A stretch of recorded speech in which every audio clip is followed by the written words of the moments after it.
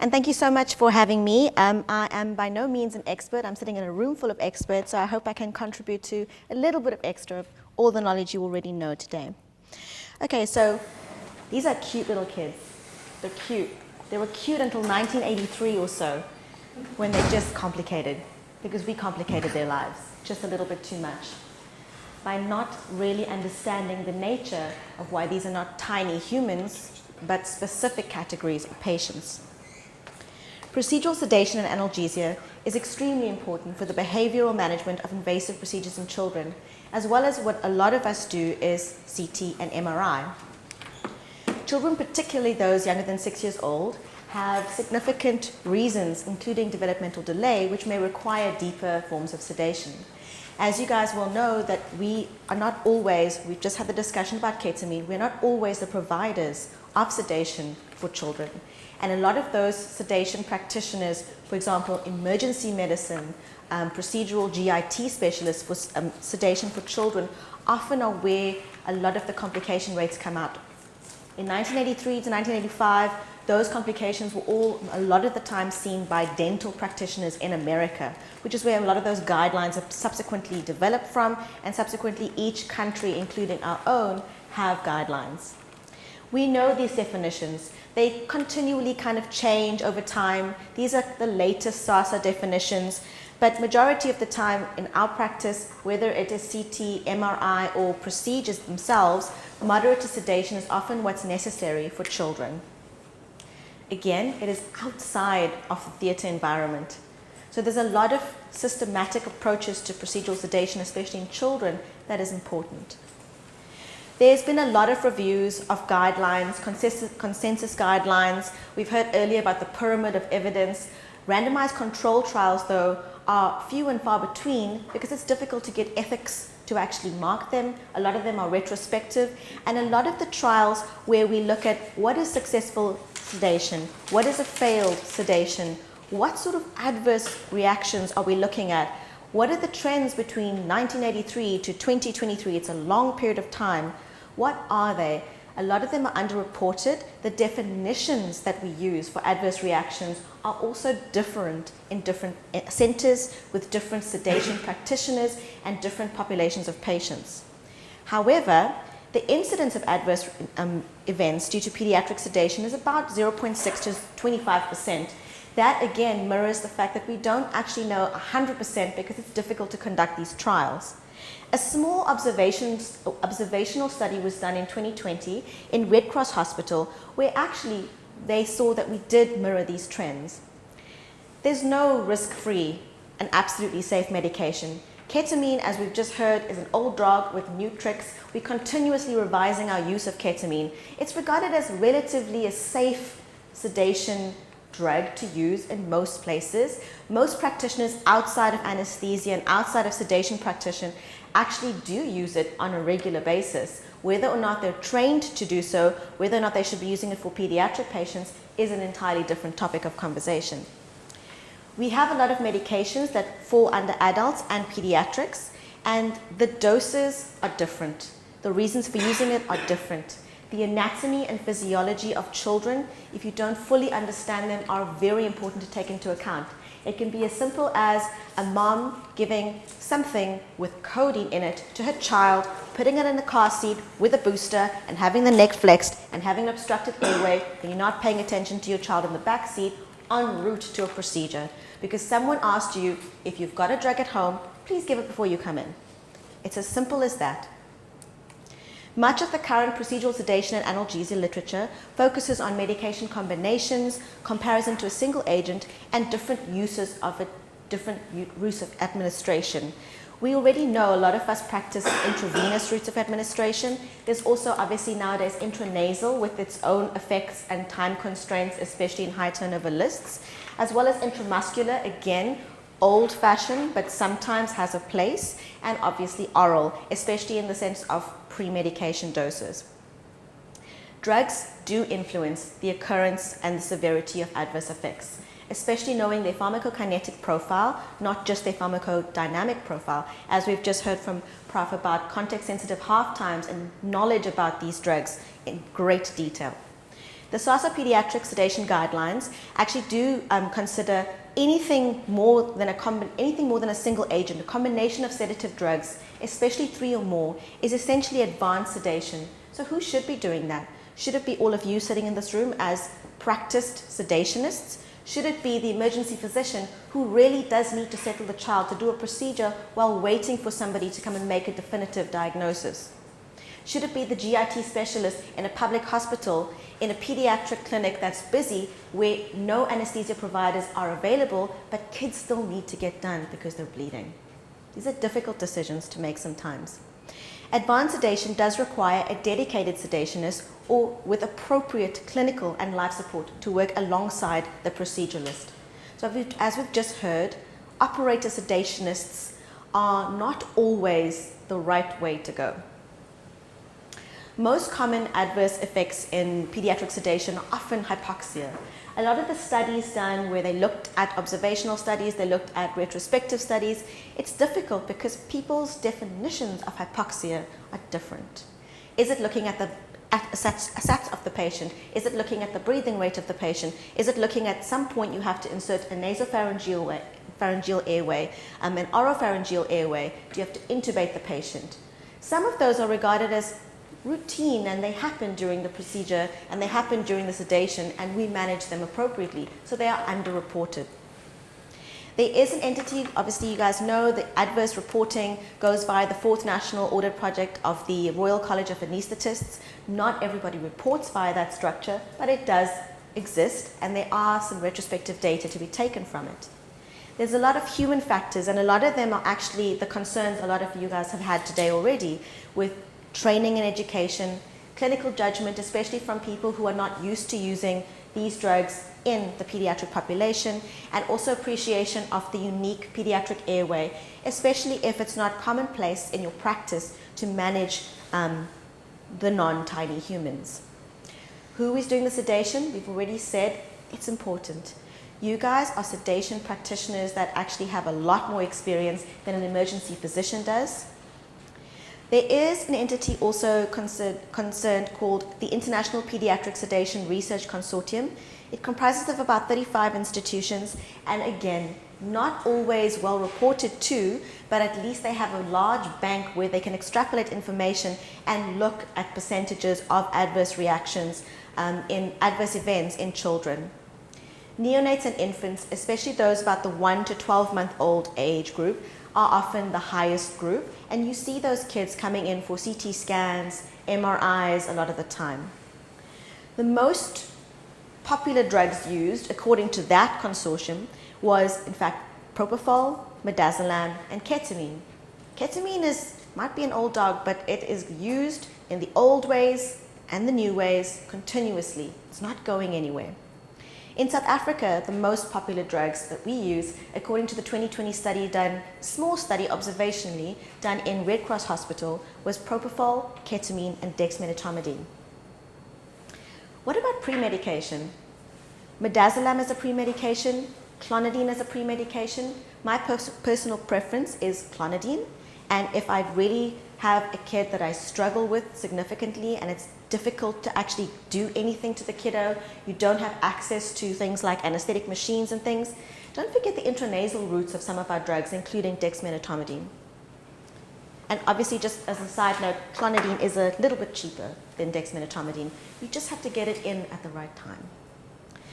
With regards to adverse events, agitation, apnea, aspiration, bradycardia, etc., etc., all of these were the adverse events noted over time in many retrospective studies done where they looked at data from reported avenues.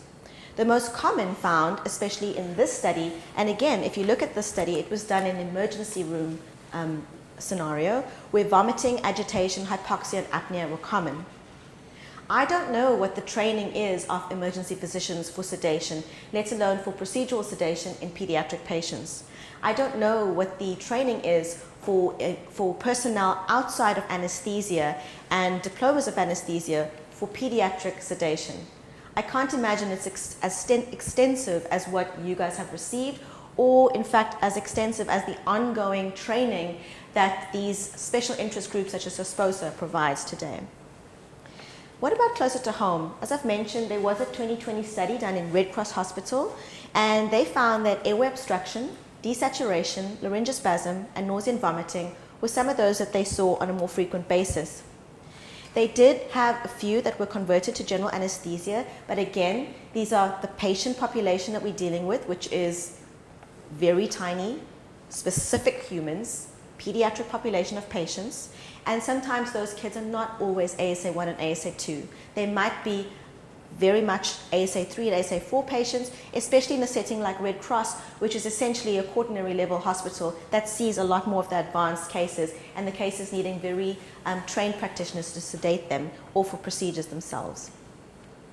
There were an alarmingly 16.3% of those, however, that were operator sedationists.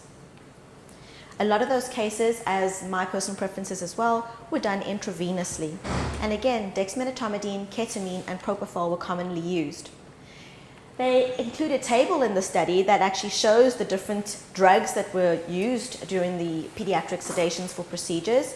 Personally, I'm not sure how many of you have or have experience with it. I don't have experience with drugs such as chloral hydrate and droperidol in children, but I imagine there is a place for it, and in a center like Red Cross, where high volume procedural sedation for pediatrics is performed, I imagine that they have a lot more experience with them. With regards to intravenous oral, and you'll see their inhalation, there are on occasion where I combine inhalational agents with some of my intravenous or in fact intranasal sedatives in certain instances for certain procedures, more especially to not allow too much time for the patients to remain in the recovery area before they actually are going to go home. The description of reported adverse events, we've discussed their most common ones. Interestingly, there was no bronchospasm, there was no hypotension requiring an intervention, and there was no allergic reactions to any drugs. But again, in a setting like Red Cross, a lot of these procedures are performed by highly proficient pediatric sedationists. In South Africa, we definitely do have a much lower rate of adverse events.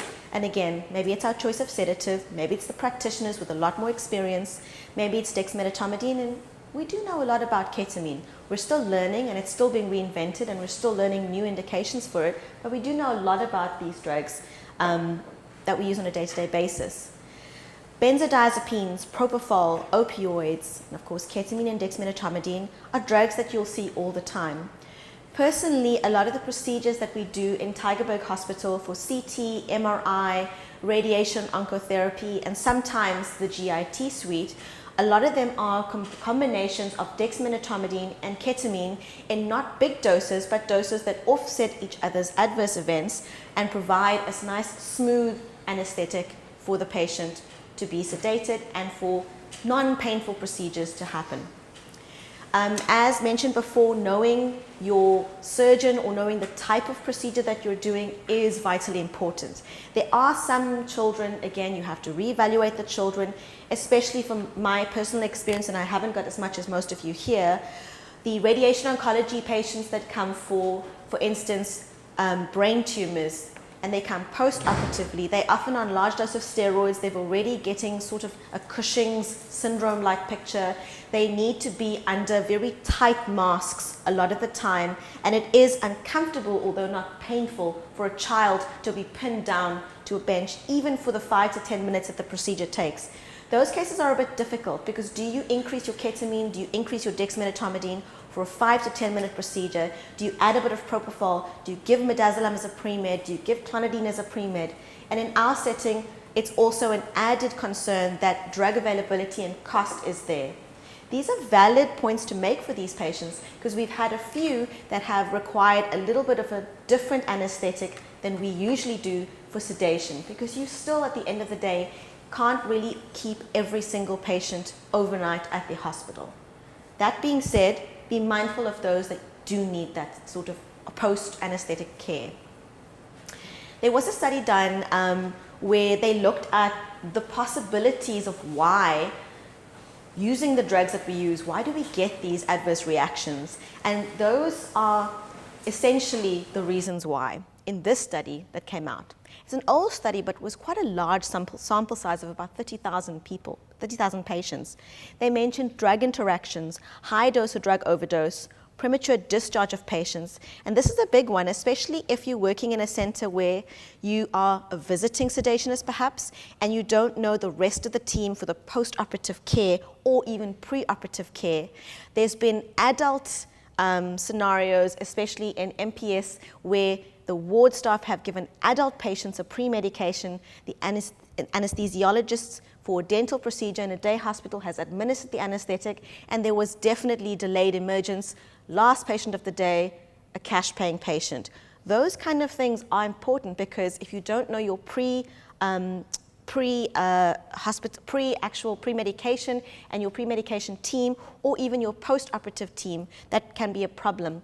Post-operative teams, especially when you do not want your kids to be nauseous, you don't want them to have not actually had anything to eat or drink before they've left, and you kind of want them to be mostly awake because they're going home with their parents, again, sitting in a car seat, necks flexed, and if you don't have a drug that's completely worn off or going, or you have actual protocols of what you want for your discharge criteria, that becomes a risk. Inadequate understanding of administered medications. I think for the most part, places where it's not practice sedationists, where it's not anesthesiologists or people with anesthesiology backgrounds or training, that might be an issue in those settings. And then administration by unsupervised technicians and administration, especially by parents or a family member. There are drugs out there that have their own set of adverse events. But again, there's a lot of conflicting data because of underreporting and because of the difficulty of trying to run a randomized control trial of this nature. Again, we said increased drug reactions with more, 3 or more medications mixed, bearing in mind that some children have a different ASA class to others, and they may have organ dysfunction or they may be taking treatments, including antiretrovirals that predispose them to certain drug interactions or certain cytochrome P450 system changes that you are unaware of. Delayed renal clearance, the synergistic effect of drugs.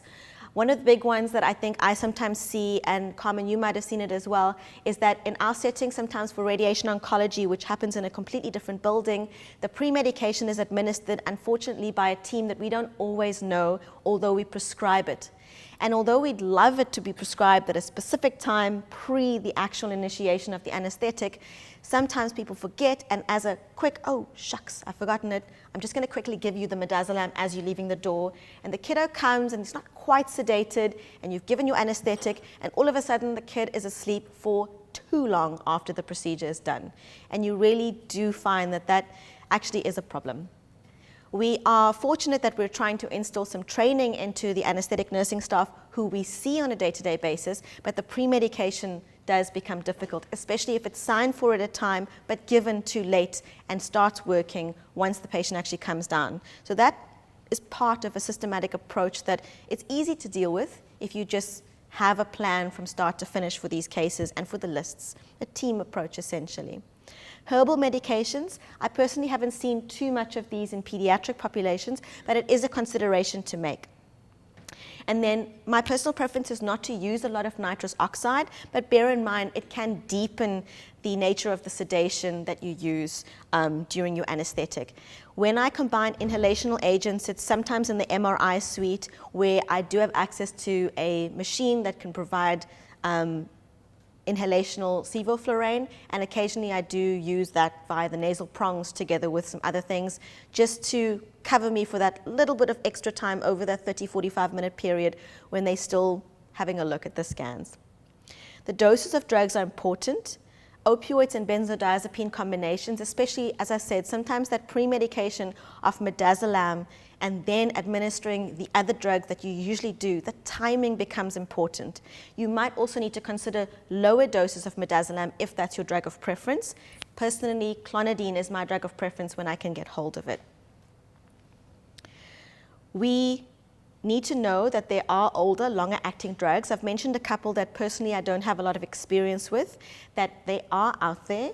Use drugs that you know, use drugs that you're comfortable with, and use drugs that you know are safe for use in the setting that you're working in, for the type of patient that you're dealing with at the time. Intramuscular administration is interesting. I think at the beginning of my training, ketamine intramuscular was just a thing. Oh, the kid will come screaming to theaters. We forgot to give the pre-med. It's fine, just give him some ketamine in the bum and he'll settle down and we can do the rest of the anesthetic, no mess, no fuss. Just bear in mind that there are altered pharmacokinetics. It is not always the right thing to do. It is not always the safe thing to do. It is not always exactly what, you don't always know the pharmacokinetics of what you're doing. And again, know who to send home and who to send to the day ward or who to keep overnight. And again, I stress, it's difficult, but you do need to consider what you're doing. A 5 to 10 minute procedure, a high turnover list versus a 20-minute procedure versus a 45-minute procedure versus painful and stimulating procedures.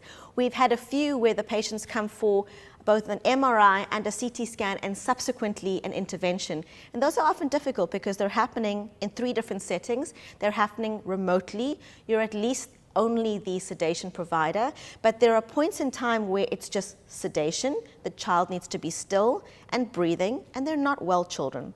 Next is the CT scan, and finally a biopsy, whether that be renal or liver or whatever it is, and that's the painful part. And it needs transportation. There's a lot of factors that need to be put into place, and those kind of procedures, maybe not straight to home afterwards. Maybe they'll need to stay overnight, but you need to have this discussion with the team that you're busy with. What about drug errors? What about procedures not followed? Again, the midazolam for me is a big one in our setting because we do often prescribe it in the more outlying areas where getting hold of clonidine for those areas is difficult, but they do have access to midazolam, and the timing and the dose becomes important. Improper combinations of drugs, more often I've seen that in the setting in our hospital, we do not have enough anesthesia providers to start covering all the outlying areas that are now coming up for anesthesia across the hospital. One of the big ones we have is GIT and their need for sedation for a lot of their procedures, where they often do their own procedural sedation as operator sedationists, and therein lies the problem that they've seen a lot of problems. And their ability to manage the difficult airway or the airway that is now hypoxic, or manage to get to the point between the hypoxia and the intubation is often where the problem lies. And obviously error in prescribing medications or calculating doses as well. There is a systematic need for prevention of adverse effects. That being said, there's a lot of other things that we do as sedationists, as anesthesiologists that need to be mentioned, although this is mostly about drugs. It's the environment that we deal with our children in. It's the nature of the rapport that we create with them. It's that happy feeling that you give to the mom and the dad who are sitting with the child that transfers to the child. It's, someone mentioned virtual reality, which is something to think about these days because all kids are playing with, what is it, the Oculus and all those little games. There's room for that in these kind of settings that we have. Although they take time, a lot of us are unfamiliar with them, there is room for that. There's room for actually using things like Peppa Pig on your phone or on an iPad. There's a lot of room for that together with using drugs, together with a systematic approach to your pre-medication, your provision as an anesthesia provider, where you're doing it, your team involved, and the post-operative management. And a lot of the time, if you're lucky enough that you're working with the same team on a day-to-day basis, that's where I think a lot of the smoothness comes in. We had someone talk about the alfentanil versus remifentanil. I've not got any experience with that, but clearly it's a team approach. You know your team very well, and so you were able to incorporate a new technique that obviously worked really, really well. And again, trained and licensed practitioners. With regards to management of adverse events, whoever is providing the sedation needs to be aware of how to manage these events.